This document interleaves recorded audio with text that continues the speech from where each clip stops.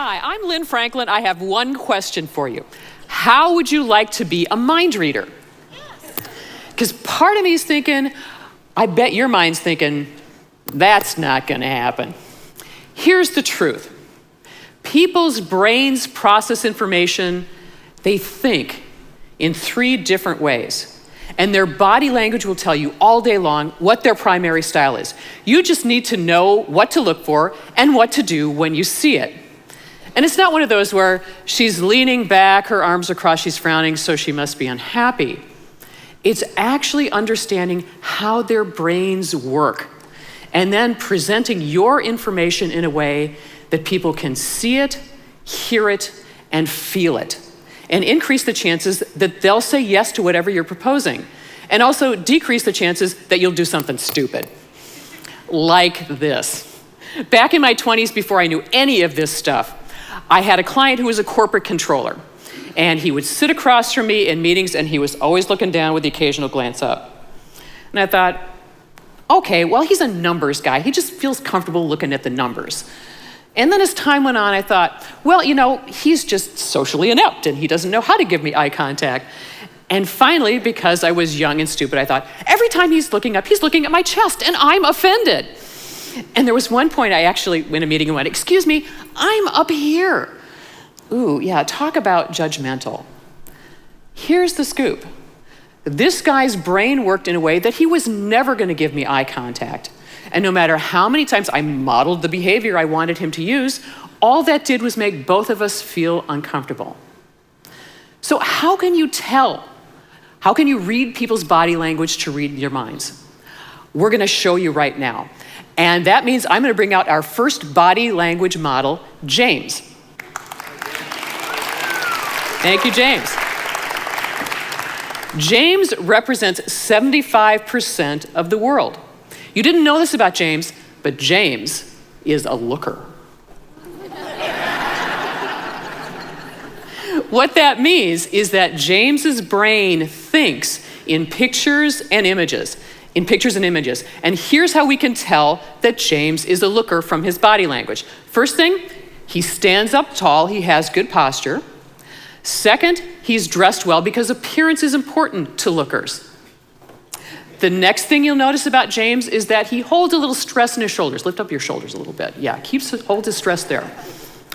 Next thing, you'll notice he has wrinkles in his forehead because James looks up when he remembers something he has seen, and he looks up more often than most of us do. Next thing you'll notice about James is that he has thin lips, suck them in. And you know, this is a chicken and egg thing. We're not quite sure why lookers have thin lips, but most of them do. And the other thing about lookers is they give you lots of eye contact. Look at him, look at him, look at him. All of them, look at all of them. Thanks, James. Thank you. Okay, now that you know that James is a looker, here are the 2 things you do to build rapport with him. The first is that you give him lots of eye contact because he literally believes if you do not look at him, you are not paying attention to him and you are ignoring him. The second thing you do with lookers is you give them words that have a visual component to it. I see what you mean, or look at this, or let's picture working together this way. So you use the type of language that is going on in James's brain. Those are lookers, 75% of people in the world. Our next body language model is Marge. And Marge represents 20% of the people in the world.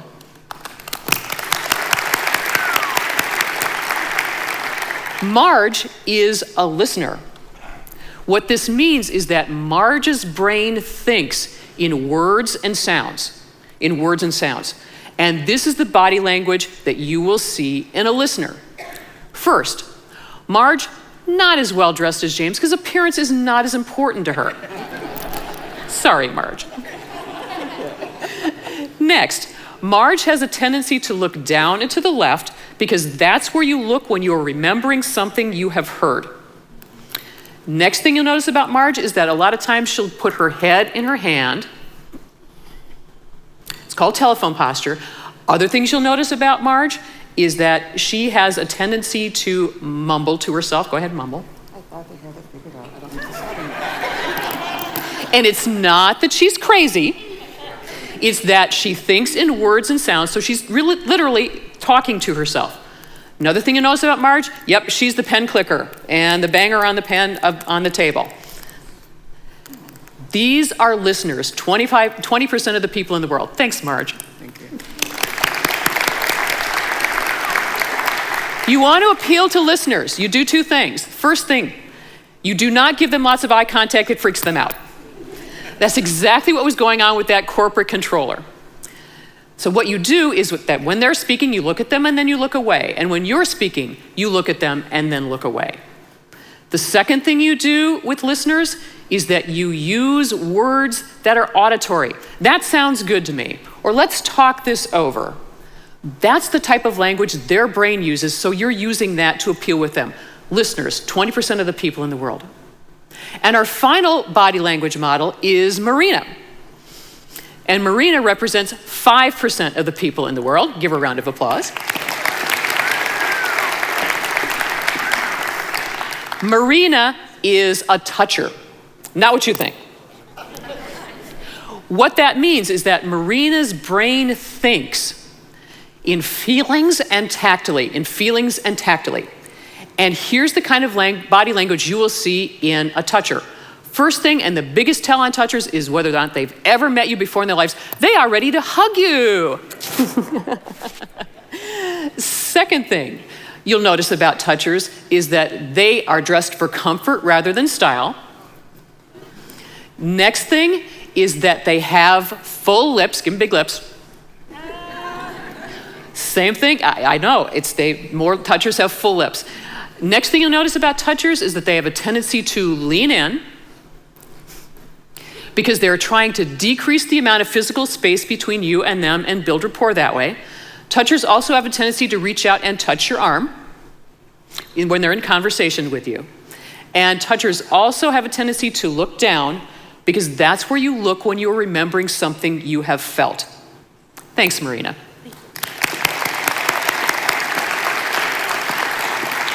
All right, you want to build rapport with touchers, 5% of the people in the world? Here are the two things you do. If you feel comfortable, let them touch you. Appropriately, please.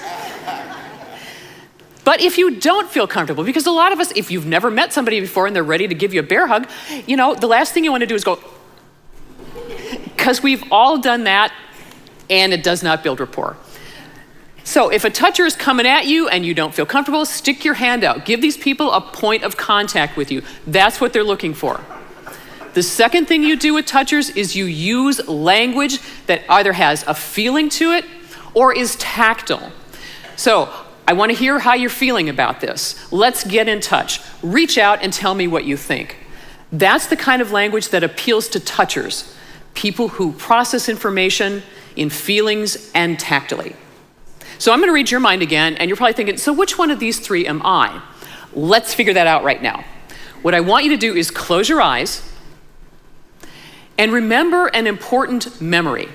Now, this could be something from your childhood, maybe your 10th birthday party. It could be something that happened to you last week. So an important memory. Now I want you to pay attention to how you're remembering it. Are you remembering it like a movie or a series of pictures and images? Are you remembering it by hearing what people said or describing what happened?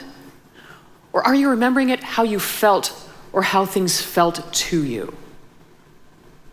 Okay, open up your eyes. How many of you remembered it like a movie? Right, most of you. How many of you were describing it to yourself, remembering what people said? Right, listeners. And finally, how many of you remember how you felt or how things felt to you? Right, now you know who you are. That's the good news. Here's the bad news. You're going to treat everybody else as though they think the same way. And you've already seen how awful that can be when you're working with a corporate controller who has a different way of thinking. Here's my invitation to you. I want you to start paying attention to other people's body language to figure out how they think. Because here's the magic part of it. Once you start presenting your ideas in a way that they get them, they will say yes to you more often. But here's the scoop too.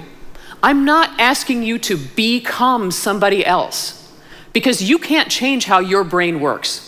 It's true, you think in all three ways, but just the way you have a dominant hand, you have a dominant style. You can't change that. But what you can do is accommodate your language, both body and verbal, with the people you're with in order to build rapport, which allows you to reach the full spectrum of people that you're hanging out with. And here's the other magic thing. You don't even have to be in somebody's presence to figure out how their brains work. Interested? Right. All you need to do is listen to or look at the words they're using. So if you're in a phone conversation, listen for the words. If you're reading an email, look at the words. People who are lookers will use more visual language. People who are listeners will use more auditory words, and people who are touchers will use more feeling and kinesthetic words. You don't have to be in that same space to know who they are. So here's my challenge to you. Go back and read some of the emails that you have sent. And you will notice, now that you know who you are, the kind of language that you're using, and it'll back that up. It happens with everybody. So, 10 minutes ago, you didn't think you could read people's body language to read their minds, and now you know what to do. So, practice this stuff on the people at home and the people at work, and when you do this, and when you use these tools to build rapport with all kinds of different people, you'll become the most persuasive person in the room. Thank you.